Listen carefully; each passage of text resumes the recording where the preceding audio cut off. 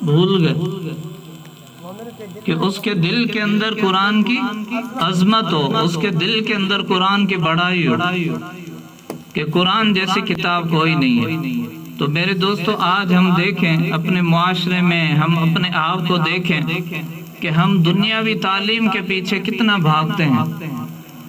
ہم اپنے بچوں کو اچھے اسکول میں داخل کرواتے ہیں، اچھی فیس ادا کرتے ہیں، اچھے ٹیوشن لگواتے ہیں، لیکن اگر واقعی مومن کے دل کے اندر اس قرآن کی عظمت ہے، مومن کے دل کے اندر اس قرآن کی بڑائی ہے، تو کیا کبھی یہ سوچا ہم نے کہ ہم اتنا خرچہ قرآن کی تعلیم کے اوپر کریں، ہم اتنا خرچہ اپنے بچے کے اوپر جو دنیاوی تعلیم کے پیچھے کر رہے ہیں؟ بظاہر وہ ڈاکٹر بنے گا، انجینئر بنے گا، لیکن اصل جو کتاب ہے، جو عظمت والی کتاب ہے، اس کے لیے نہ ہمارے پاس وقت ہے کہ ہم کسی قاری صاحب کے پاس اس کو چھوڑیں بچے کو، تاکہ وہ قرآن مجید سیکھ لے، تاکہ وہ قرآن مجید پڑھ لے، تاکہ اگر کل انتقال ہو جائے اس کے والد کا تو اس کو قرآن مجید وہ بخشے۔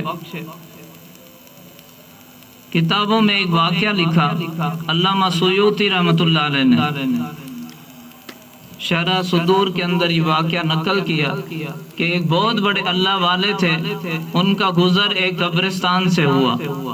جب وہ قبرستان سے گزر رہے تھے تو ان کو کشف ہو گیا، اور قبرستان کا جو منظر تھا، جو مردوں کا منظر تھا، وہ اللہ تعالیٰ نے ان کے آگے سامنے کھول دیا۔ کشف کی لغوی معنی کھلنا ہے، یعنی اللہ کے جو ایک عالم سے دوسرے عالم کے بیچ میں جو پردے حائل ہیں۔ کبھی کبھی یہ ہوتا ہے کہ اللہ والوں کے سامنے اللہ تعالیٰ ان پردوں کو ہٹا دیتے ہیں اور ان کو سب نظر آ جاتا ہے۔ جس طرح حضرت عمر رضی اللہ تعالیٰ عنہ مسجد نبی میں خطبہ دے رہے تھے اور دور کسی علاقے میں صحابہ کرام جہاد کر رہے تھے، تو آپ نے خطبے کے دوران فرمایا، یا ساریہ الی الجبل، اے ساریہ پہاڑ کی طرف ہو جاؤ۔ تو صحابہ کرام حیران ہو گئے جو خطبہ سن رہے تھے۔ جب ختم ہوا تو کہا، حضرت یہ کیا ہوا کہ آپ نے خطبے کے درمیان حضرت ساریہ کا نام لیا؟ وہ یہاں تو موجود نہیں تھا، یہاں نہ جبل ہے نہ حضرت ساریہ ہے۔ تو حضرت عمر نے فرمایا کہ پیچھے کافر وہ جہاد کر رہے تھے، جنگ کر رہے تھے، پیچھے ایک کافر ان کے اوپر وار کرنے والا تھا، تو اللہ تعالیٰ نے وہ سارے منظر میرے سامنے سے ہٹا دیے، اور میں نے جب ساریہ کا نام لیا تو اللہ نے میری اس آواز کو حضرت ساریہ تک پہنچایا اور اس نے اپنی حفاظت کر لی۔ یہ کشف ہے، یہ اللہ والوں کو ہوتا ہے۔ تو اس اللہ والے کو کشف ہوا، اس نے دیکھا کہ جتنے بھی مردے ہیں، جتنے بھی میتیں ہیں، وہ ساری کی ساری ایک کھیلے، جس طرح ہم ایک مکائی ہوتی ہے اس کو پکاتے ہیں تو اس کے اندر سے جو دانے نکلتے ہیں، اس قسم کے دانے تھے جو نیچے پھیلے ہوئے تھے، اور جتنے بھی مردے تھے وہ سارے کے سارے مردے ان دانوں کو چن رہے تھے۔ اور ایک شخص تھا جو اوپر کرسی کے اوپر بڑے ٹھاٹھ کے ساتھ بیٹھا ہوا تھا۔ تو اس اللہ والے نے جب ان کو دیکھا کہ یہ سارے چن رہے ہیں اور ایک شخص ہے جو ٹھاٹھ کے ساتھ اوپر کرسی پر بیٹھا ہوا ہے، تو اس کے پاس فرماتے ہیں کہ میں گیا اور میں نے جا کر اس سے پوچھا کہ بھئی یہ سارے یہ جو کھیلے ہیں چن رہے ہیں اور تم اوپر کرسی پر ٹھاٹھ کے ساتھ بیٹھے ہو، آخر کیا وجہ ہے؟ تم کون ہو؟ تو اس نے کہا کہ میں دولت مند ہوں، میں امیر ہوں، میں سیٹھ ہوں۔ تو اس نے اللہ والے نے کہا کہ میں نے اس سے پوچھا کہ اس کا کیا مطلب ہے کہ تم امیر ہو، دولت مند ہو، سیٹھ ہو؟ تو اس نے کہا بات یہ ہے کہ اصل میں جتنے بھی لوگ مومنوں کے لیے دعا کرتے ہیں، جیسے ہم عطیات میں دعا کرتے ہیں، تو تمام مومنین جتنے بھی اس دنیا سے رخصت ہو گئے ان سب کے لیے کرتے ہیں۔ تو جو مومن دعا کرتا ہے تو جتنے بھی مومن اس دنیا سے فوت ہو چکے ہوتے ہیں، اللہ تعالیٰ ان سب کو اس کا اجر دیتے ہیں اور وہ سب اپنے حصے کا اجر لیتے ہیں۔ تو یہ سارے اپنے حصے کا اجر لے رہے ہیں۔ اصل بات یہ ہے کہ میں سیٹھ دولت مند اس لیے ہوں کہ میرا بیٹا حافظ قرآن ہے اور وہ روزانہ ایک قرآن پڑھ کر مجھے بخشتا ہے، تو اللہ تعالیٰ مجھے اس کا ثواب عطا فرماتے ہیں، اور مجھے اس لیے ان کے صدقات اور خیرات کی ضرورت نہیں ہے کیونکہ میرا بیٹا خود حافظ قرآن ہے۔ تو تو اللہ والے کہتے ہیں کہ میں نے ان سے پوچھا کہ آپ کے بیٹے کا نام کیا ہے، کیا کرتے ہیں، کہاں رہتے ہیں؟ تو اس نے کہا کہ میرے بیٹے کا فلاں نام ہے، فلاں علاقے میں دکان ہے اور اس دکان کو چلاتے ہیں اور اپنا قرآن بھی پڑھتے رہتے ہیں۔ تو وہ اللہ والے کہتے ہیں کہ میں پھر اس دکان پر جب پوچھ کر پہنچا، اس سے پوچھا کہ آپ کا نام کیا ہے؟ کہا میرا نام فلاں ہے۔ اور یہ آپ کی دکان ہے؟ ہاں میری دکان ہے۔ آپ حافظ قرآن ہو؟ کہا ہاں میں حافظ قرآن ہوں۔ آپ ایک قرآن پڑھ کر کیا اپنے والد کو روز پہنچاتے ہو اس کا ایصال ثواب؟ اس نے کہا ہاں میں پہنچاتا ہوں۔ آپ کو کیسے پتا چلا؟ تو اس نے کہا مجھے آپ کے والد نے بتایا، مجھے کشف ہوا، یہ سارا ماجرا اس کو بتایا۔ وہ اللہ والے کہتے ہیں کہ 2 سال گزر گئے، 2 سال کے بعد میرا گزر پھر اس قبرستان سے ہوا تو مجھے پھر کشف ہوا۔ کشف کے ذریعے میں نے دیکھا کہ وہ شخص جو کرسی کے اوپر بیٹھا تھا، سیٹھ بن کر بیٹھا تھا، دولت مند بن کر بیٹھا تھا، میں کیا دیکھتا ہوں کہ وہ شخص بھی ان لوگوں کے ساتھ وہ کھیلوں کو چن رہا ہے۔ میں بڑا حیران ہوا کہ یہ تو سیٹھ تھا، دولت مند تھا، اس کا بیٹا حافظ قرآن تھا۔ تو میں نے اس سے پوچھا کہ تمہیں کیا ہوا، تم بھی ان کے ساتھ مل رہے ہو؟ تو اس نے کہا کہ اصل بات یہ ہے کہ میرے بیٹے کا انتقال ہو گیا، جو حافظ قرآن تھا اس کا انتقال ہو گیا۔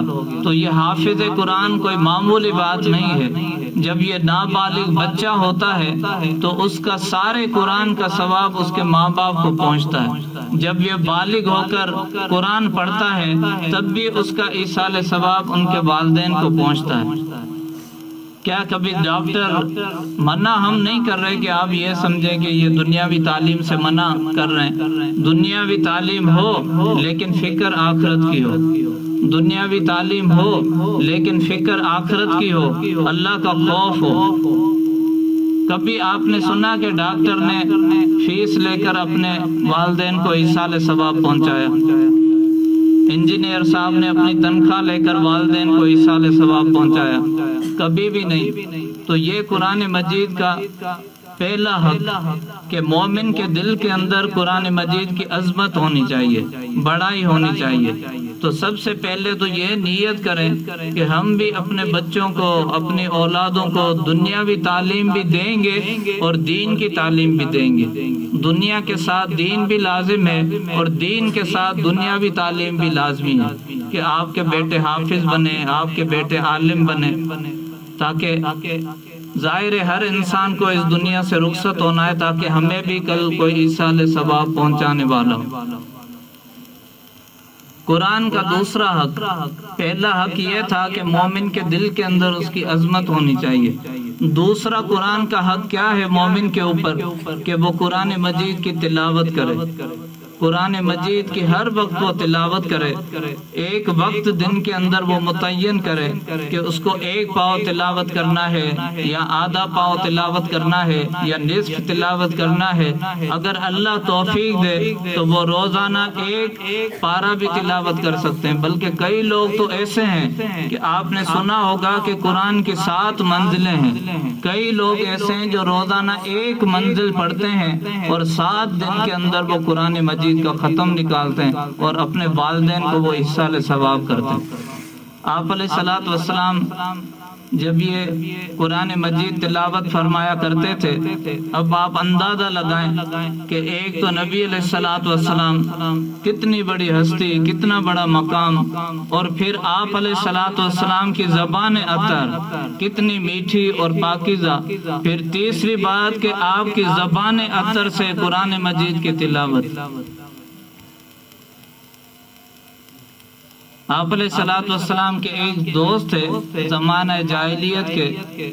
آپ علیہ الصلوۃ والسلام کو جب نبوت ملنے سے پہلے پھر وہ جدا ہو گئے تو ایک مرتبہ ان کو خبر ہوئی کہ آپ کے دوست نے نبوت کا دعویٰ کیا ہے اور وہ تو نعوذ باللہ مجنون ہو گیا ہے، وہ تو عجیب عجیب باتیں کرتا ہے، وہ تو ایک پتہ نہیں کیا جادو والی نعوذ باللہ کتاب ہے وہ پڑھتا ہے۔ حضرت زماد ازدی رضی اللہ تعالیٰ عنہ ان کا نام تھا، زماد زواد سے۔ تو جب ان کو پتہ چلا تو انہوں نے کہا میرے دوست ہیں، میں جھاڑ پھونک کرتا ہوں، مطلب دم وغیرہ کرتا ہوں، تو میں کیوں نہ اپنے دوست کے اوپر جا کر دم کروں، تاکہ نعوذ باللہ اگر وہ مجنون ہے تو میرے دم کی وجہ سے، میرے جھاڑ پھونک کی وجہ سے صحیح ہو جائیں۔ تو وہ وہاں سے سفر کر کے جب آپ علیہ الصلوۃ والسلام کے پاس آئے اور اپنا مدعا رکھا کہ میں نے یہ باتیں سنی ہے، تو آپ نے ان کی بات سنی۔ آپ نے ان کی بات سننے کے بعد آپ نے سب سے پہلے کلمہ پڑھا، اشہد ان لا الہ الا اللہ، یہ کلمہ پڑھا۔ اس کے بعد آپ نے اللہ کی حمد و ثنا کی۔ اس کے بعد آپ نے قرآن مجید کے تھوڑے حصے کی تلاوت کی۔ وہ کہتے ہیں، حضرت زماد ازدی کہتے ہیں کہ جب اللہ کے محبوب صلی اللہ علیہ وسلم نے قرآن مجید کی تلاوت کی تو وہیں پر میرا دل پگھلنا شروع ہو گیا، میری آنکھوں سے آنسو جاری ہو گئے۔ جب اللہ کے رسول نے تلاوت ختم کی تو میں نے عرض کیا کہ ایک مرتبہ دوبارہ یہ مجھے سنا ہے۔ تو اللہ کے رسول صلی اللہ علیہ وسلم نے دوبارہ قرآن مجید کی تلاوت کی۔ فرماتے ہیں جیسے ہی تلاوت ختم کی میں نے کہا کہ فوراً اپنا ہاتھ بڑھائیں اور میرے ہاتھ میں اپنا ہاتھ دے کر مجھے بیعت کریں اور فوراً مجھے دائرہ اسلام کے اندر داخل کریں۔ اب اللہ کے محبوب اور اللہ کے محبوب کی زبان اور پھر اس زبان سے جب قرآن مجید کی تلاوت ہو تو آپ اندازہ لگائیں کہ کیا اس دل کی اتنی طاقت ہے کہ یہ نہ پگھلے۔ آپ علیہ الصلوۃ والسلام کتابوں میں لکھا ہے کہ جب تلاوت فرماتے تھے تو بڑے بڑے کافر جو سارا دن آپ علیہ الصلوۃ والسلام کے دشمن ہوتے تھے اور آپ کے بارے میں باتیں کرتے تھے، جب رات کا وقت ہوتا آپ تلاوت فرماتے تو وہ چھپ چھپ کر پہاڑوں کی اوٹ میں کسی درخت کے پیچھے تاکہ ایک دوسرے کو ہم نہ دیکھیں، اور وہ پوری رات بیٹھ کر اللہ کے محبوب صلی اللہ علیہ وسلم کی تلاوت سنا کرتے تھے۔ ایک واقعہ اور عرض کر دوں کہ حضرت طفیل بن عمر دوسی رضی اللہ تعالیٰ عنہ، یہ دوست یمن کا ایک قبیلہ تھا اور وہ اس قبیلے کے سردار تھے، بڑے فصیح اور بلیغ تھے اور بہت بڑے شاعر تھے۔ وہ کہتے ہیں کہ ایک مرتبہ میں حرم مکہ کے اندر داخل ہوا زیارت کرنے کے لیے، تو قریش مکہ کو جب پتہ چلا تو مجھے انہوں نے گھیر لیا اور گھیر کر مجھے اپنا مہمان بنایا اور مجھے یہ نصیحتیں شروع کر دی کہ یہاں ایک ایسا شخص ہے جو اپنے آپ کو نبی کہتا ہے اور نعوذ باللہ اس کے پاس ایک جادو والی کتاب ہے، جب وہ پڑھتا ہے اور اس کی آواز جس کے بھی کان میں پڑتی ہے وہ اس کا ہو جاتا ہے۔ تو ہم تمہیں یہ نصیحت کر رہے ہیں، تم بہت بڑے شاعر بھی ہو، بہت بڑے سردار بھی ہو، کہ کبھی بھی ان کی باتوں میں نہیں آنا اور ان کا کوئی ایسا کلام نہیں سننا۔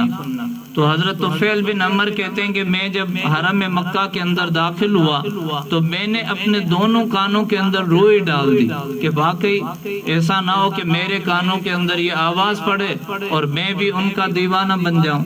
تو جب میں روئی ڈال کر حرم مکہ کے اندر داخل ہوا، خانہ کعبہ کے اندر داخل ہوا، تو میں کیا دیکھتا ہوں کہ ایک شخص ہے جو کونے میں خانہ کعبہ کے کونے میں نماز پڑھ رہے ہیں۔ تو میں نے اس شخص کو دیکھا، کہتے ہیں کہ اللہ کی قسم جب میری اس شخص کے چہرے کے اوپر نظر پڑی تو دنیا کے اندر میں نے اس شخص سے زیادہ کوئی حسین اور جمیل کبھی بھی نہیں دیکھا۔ پھر جب وہ تلاوت کر رہے تھے تو اللہ نے تھوڑی سی آواز میرے کانوں کے اندر پہنچا دی۔ جب وہ تھوڑی سی آواز میرے کانوں کے اندر آئی تو میں نے فوراً اپنے کانوں سے روئی نکال دی، روئی نکال کر اور میں اس کے قریب ہوا۔ جب آپ نے سلام پھیرا میں جا کر بیٹھا اور میں نے عرض کیا، پوچھا کہ آپ کون ہیں اور یہ آپ کیا پڑھ رہے تھے؟ حالانکہ میں بہت بڑا شاعر ہوں، فصیح اور بلیغ عربی جانتا ہوں، لیکن میں نے ایسا کلام کبھی نہیں سنا جو آپ پڑھ رہے تھے۔ تو حضرت آپ علیہ الصلوۃ والسلام نے ارشاد فرمایا کہ میں اللہ کا نبی ہوں اور اللہ کا کلام میں پڑھ رہا تھا۔ تو کہتے ہیں کہ جب آپ نے یہ بات کہی تو وہیں پر میرا دل تو ویسے ہی پگھل گیا تھا۔ میں نے گزارش کی کہ ایک مرتبہ دوبارہ سنا دیں۔ تو اللہ کے رسول نے جب قرآن کی تلاوت کی تو حضرت طفیل بن عمر کہتے ہیں کہ میری آنکھوں سے آنسو جاری تھے اور میرا دل بالکل موم کی طرح پگھلتا گیا۔ جب تلاوت ختم ہوئی فوراً میں نے اپنا ہاتھ آگے بڑھایا اور میں نے کہا جلدی مجھے بیعت کریں اور دائرہ اسلام کے اندر داخل کریں۔ میں کلمہ پڑھ کر مسلمان ہوا۔ جب واپس اپنے گھر پہ گیا تو اپنے والد کو دعوت دی، وہ میری دعوت سن کر وہ بھی مسلمان ہوئے۔ اپنی بیوی کو دعوت دی، میری دعوت سن کر وہ بھی دائرہ اسلام کے اندر داخل ہوئی۔ فرماتے ہیں کہ اس پر بس نہیں ہوا بلکہ میں اپنے قبیلے کے 70 سے 80 افراد کو لے کر آپ علیہ الصلوۃ والسلام کی خدمت میں داخل ہوا اور ان سب نے کلمہ پڑھ کر وہ سارے کے سارے دائرہ اسلام کے اندر داخل ہوئے۔